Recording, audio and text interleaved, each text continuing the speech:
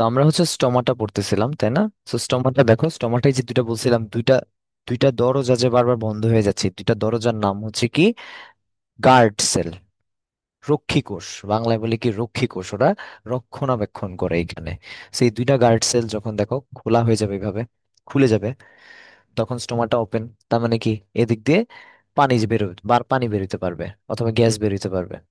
কিন্তু আমি যদি গার্ড সেল দুটাকে বন্ধ করে দিই, দরজা বন্ধ, তাইলে আর পানি বেরোতে পারবে না, গ্যাস এক্সচেঞ্জ হইতে পারবে না, দুটা জিনিস হইতে পারবে না। ঠিক আছে? ওকে, সো এটা হচ্ছে স্টোমাটা।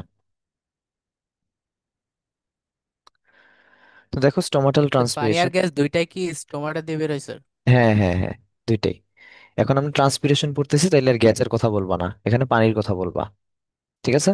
যখন আমরা গ্যাস পড়বো, গ্যাসেস এক্সচেঞ্জ অফ প্ল্যান্ট, ওই চ্যাপ্টারটা পড়বো, তখন হচ্ছে তুমি এখানে এই স্টোমাটাতে গ্যাসের কথা বলবা। ঠিক আছে? So there are special types of openings with two guard sales.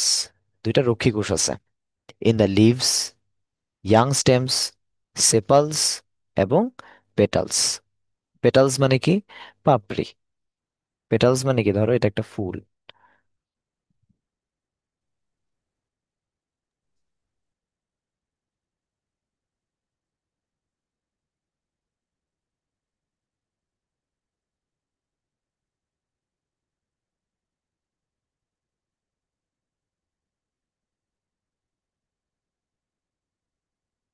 ধরো এটা একটা জবা ফুল। ঠিক আছে? আচ্ছা, তো এই যে পাপড়ি গুলা আছে, এই পাপড়ি গুলাকে আমরা কি বলি? পেটালস বলি। ঠিক আছে? এই পাপড়ি গুলাকে আমরা কি বললাম? পেটালস।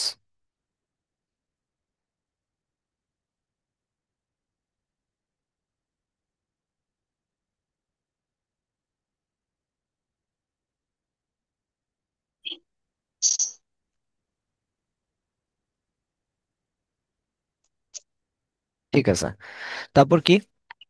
তারপর হচ্ছে এই প্ল্যান্টের কিছু জবা ফুলের এখানে, কিংশুক মিউট রাখো।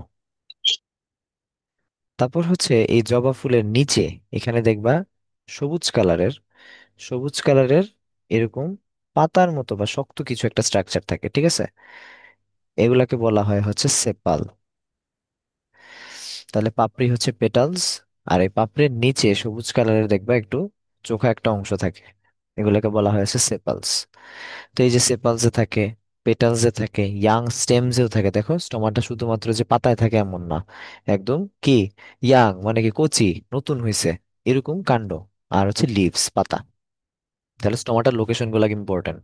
পাতায় থাকে, ইয়াং স্টেমে থাকে, সেপালসে থাকে, পেটালসে থাকে। 95% ট্রান্সপিরেশন হয় কোথা দিয়ে? স্টোমাটা দিয়েই হয়। বাকি 5% হচ্ছে কিউটিকেল আর হচ্ছে লেন্টিসেল। তাহলে কিউটিকেলে আসো। কিউটিকলটা কি? কিউটিকলটা হচ্ছে দেখো, it is the, there is a layer of cutin on the epidermal layer of the plant. Epidermis. Epi মানে কি? বাইরের, একদম বাইরের। তার মানে একটা পাতার, ধরো একটা পাতার একদম বাইরের লেয়ার যেটা, সেটা হচ্ছে এপিডার্মিস। যেমন আমাদের ত্বক, আমাদের স্কিন, আমাদের স্কিনের একদম বাইরের যে লেয়ারটা তুমি দেখতেছো, এটাকে বলে এপিডার্মিস লেয়ার। ঠিক আছে? বা এপিডার্মাল লেয়ার। এপি মানে সবচেয়ে বাইরে। তা আমার ডার্মিস মানে ত্বক, ডার্মিস মানে স্কিন। এই যে আমরা বলি না যে স্কিনের ডাক্তার কি বলে? ডার্মাটোলজিস্ট। তো ডার্মিস মানে স্কিন। সো এই এপি মানে সবচেয়ে বাইরে। ঠিক আছে? So একটা প্ল্যান্টের পাতার সবচেয়ে বাইরের লেয়ারে কি থাকে? কিছু কিউটিন থাকে। ঠিক আছে? এই কিউটিন দিয়ে হচ্ছে কি করে, এই কিউটিনের যে লেয়ারটা, এই লেয়ারটাকে বলে হচ্ছে কিউটিকল। তাহলে what is cuticle? It is the layer of cutin. এখান দিয়ে যদি হচ্ছে পানি বের হয়, তাহলে আমরা বলবো হচ্ছে কিউটিকুলার ট্রান্সপিরেশন। নাম্বার 3 হচ্ছে লেন্টিস লেন্টিকুলার ট্রান্সপিরেশন। লেন্টিকুলার ট্রান্সপিরেশন কি? দেখো এই ছবিটা খেয়াল করো, এই যে এই ছবিটা, তোমাদের বইয়ের ছবিটা, একটা বার্ক। ঠিক আছে? কাণ্ডের একটা বার্ক। এই বার্কটাকে জুম করে দেখাচ্ছে এখানে। তো সবচেয়ে বাইরের লেয়ারটার নাম কি হবে বলো? তোমরাই বলো। সবচেয়ে বাইরে আমরা কি বলবো? ত্বকের সবচেয়ে বাইরে? এপিডার্মিস। এপিডার্মিস। এপিডার্মিস সবচেয়ে বাইরে হচ্ছে এপিডার্মিস থাকবে, ঠিক আছে। এরপরে নিচে হচ্ছে কর্ক থাকে, এই যে এখানে পিঙ্ক, ডিপ পিঙ্ক কালার যেটা দেখতেছো এটাকে বলা হচ্ছে কর্ক। কর্কের নিচে থাকে হচ্ছে এই অংশটা কর্ক ক্যাম্বিয়াম, এবং সবার নিচে থাকে হচ্ছে সেকেন্ডারি কর্টেক্স। আমার এত কিছু জানার দরকার নাই, আমার যা জানতে হবে বাইরের লেয়ারটাকে বলা হয় এপিডার্মিস, এটার নিচে কর্ক থাকে, আর এই কর্কের পাশে একদম মাঝখানে এই যে হলুদ কালার যেগুলো আমরা দেখতেছি এগুলাকে বলা হয় হচ্ছে লেন্টিসেল। তো জিনিসটা কি হয়, এই লেন্টিসেলের মধ্যে এই মাঝ বরাবর একটু ফাঁকা ফাঁকা তৈরি হয়, মানে জিনিসগুলা যদিও ছবিতে দেখতেছো একটা একটার সাথে লেগে আছে, বাট আসলে জুম করলে বা হচ্ছে আরো মাইক্রোস্কোপিক্যালি দেখবে একটা একটার সাথে কিছুটা ফাঁকা থাকে, কিছুটা এরকম ফাঁকা ফাঁকা থাকে। তার মানে এই যে একটা ফাঁকা ফাঁকা স্থান পাইছে, তো ফাঁকা স্থান মানে কি এদিক দিয়ে পানি বেরোবে, তার মানে এই লেন্টিসেলের মধ্যে হচ্ছে কি হবে, এই লুজলি থাকার কারণে এগুলো লুজ থাকবে। ছবিতে স্পষ্ট বোঝা যাচ্ছে না, ছবিতে বোঝা যাচ্ছে একদম টাইট হয়ে আছে, বাট জিনিসগুলো এই যে আমি যেভাবে আঁকতেছি এইভাবে এরকম থাকবে, ঠিক আছে, একটু লুজলি অ্যারেঞ্জ থাকবে। তখন এই দিক দিয়ে হচ্ছে কি করবে, এই চিপা চাপা দিয়ে পানি বেরিয়ে যাবে, ঠিক আছে। দেখো কি বলছে, after the occurrence of secondary growth in the plants, যখন হচ্ছে একটা প্ল্যান্টের সেকেন্ডারি গ্রোথ হয়, the airy aggregation of cells, এই যে এয়ারি এগ্রিগেশন অফ সেলস মানে কি, এমন সেলটা এমন ভাবে এগ্রিগেট হইছে মানে জমাট বাঁধছে, যেমনও একটা এয়ারি প্যাসেজ থাকবে, মানে বাতাস যাতে পাস হইতে পারে, এমন একটা এগ্রিগেশন অফ সেল।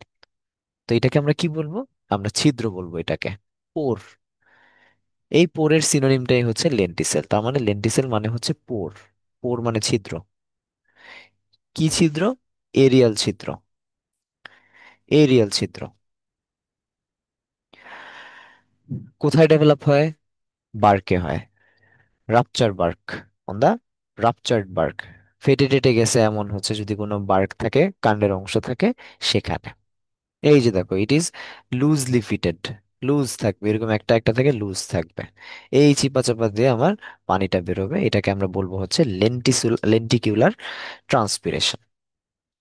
তো ট্রান্সপিরেশন দিয়ে কি হয়, ট্রান্সপিরেশন দিয়ে যেহেতু আমাদের শরীর থেকে যেরকম কি হয়, ঘাম হয়, তাহলে আমাদের শরীর ঠান্ডা থাকে, সিমিলারলি ট্রান্সপিরেশন দিয়ে এক্সেস পানি বের হয়ে যায়, excess water escapes through the evaporation. তারপর হচ্ছে আবার একই কথা শুরু।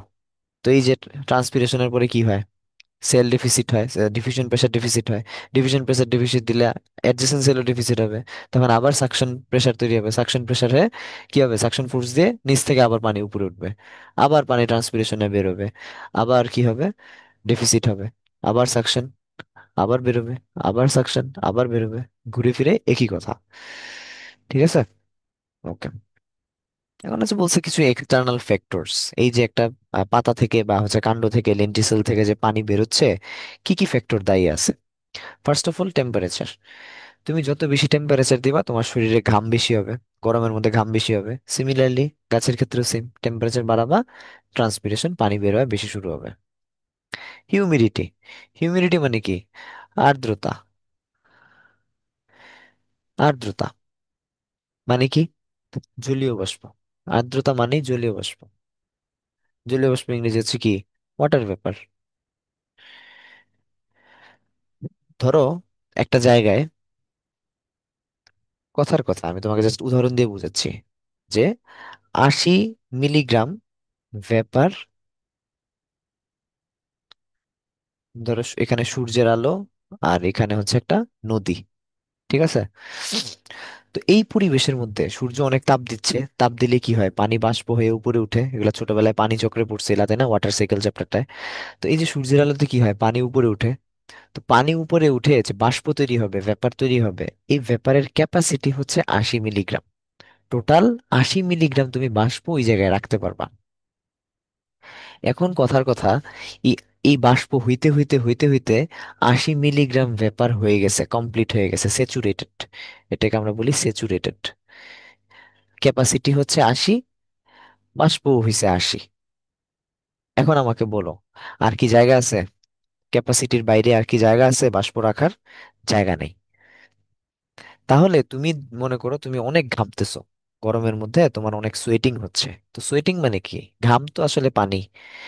তো এখন এই গরমের মধ্যে আমার ক্যাপাসিটি ছিল 80 মিলিগ্রাম বাষ্প পরিবেশে সূর্য নিয়ে নিতে পারবে, কিন্তু আমি ক্যাপাসিটি ফুল, আর জায়গা নেই।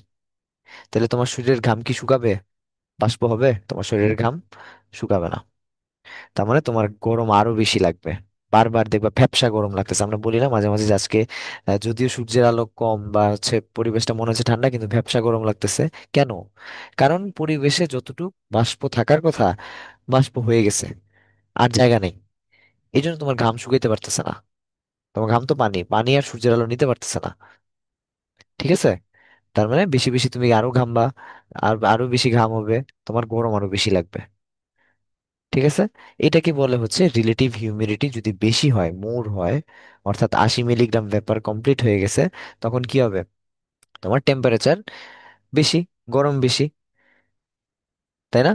তখন টেম্পারেচার গরম হলে আবার কি হবে? ঘুরে ফিরে আবার এই জায়গায় আসছে হাই টেম্পারেচার, তার মানে এক্সিলারেশন হবে, ট্রান্সপিরেশন বেশি হবে। 3 নম্বর হচ্ছে লাইট, সূর্যের আলো। তো সূর্যের আলোতে কি হয় দিনের বেলা? স্টোমাটা খুলে যায়। এই যে দরজা যেটা বলছিলাম, গার্ড সেল খুলে যাবে। তো গার্ড সেল খুললে কি হবে? পানি বেরোবে। তাহলে সূর্যের আলোতে পানি বেশি বেরোবে। আর যখন ডার্ক, রাতের বেলা, দরজা বন্ধ, মানে কি গার্ড সেল বন্ধ, স্টোমাটা বন্ধ, তাহলে আর পানি বেরোবে না। তাহলে এটার রেট কমে যাবে। ঠিক আছে? বাতাসের ক্ষেত্রে কি? বাতাসটা যখন হচ্ছে ময়েস্ট হবে তখন ট্রান্সপিরেশনটা স্লো হবে।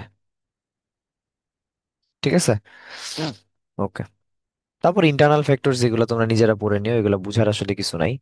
যেমন ধরো স্টোমাটা। তো স্টোমাটা কি হয়? স্টোমাটা যদি বাড়ে বা হচ্ছে স্টোমাটা যদি ওপেন হয় তখন কি হবে? স্টোমাটা ওপেন হলে ট্রান্সপিরেশন বাড়বে।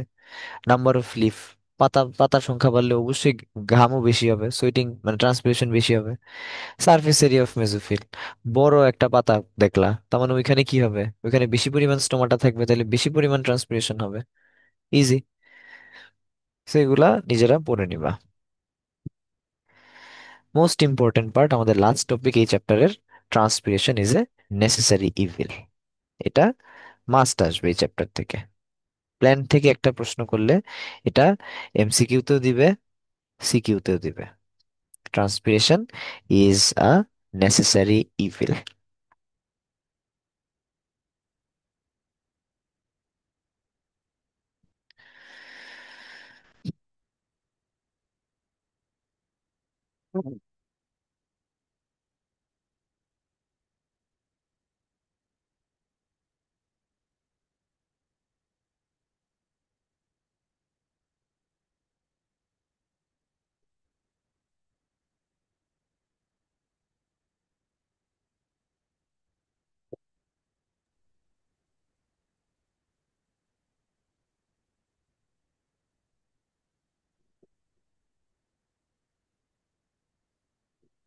ওকে, তো আমরা যেখানে ছিলাম আবার চলে আসি, কি বলছে?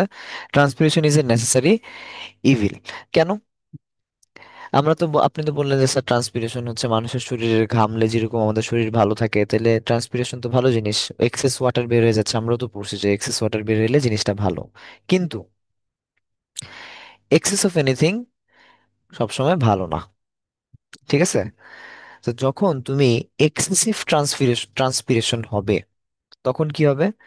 তখন হচ্ছে অ্যাবজর্পশনটা তো কমে যাচ্ছে। ধরো একদিক থেকে কিন্তু ট্রান্সপিরেশন হচ্ছে, তোমার পাতা থেকে পানি বেরোচ্ছে, আরেক দিক থেকে কি হচ্ছে? তুমি রুট থেকে পানি নিচ্ছ, তাই না?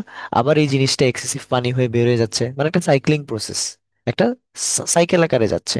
সো যদি একটা প্ল্যান্ট, কথার কথা একটা প্ল্যান্ট অ্যাবজর্পশন কম হচ্ছে মানে গাছের গোড়া থেকে পানি কম নিচ্ছে, কিন্তু ওই দিক দিকে ঠিকই পাতা দিয়ে বেশি পানি বের করে ফেলতেছে, তার মধ্যে কি? তার মধ্যে পানির ঘাটতি দেখা দিবে। তার মানে হোয়েন অ্যাবজর্পশন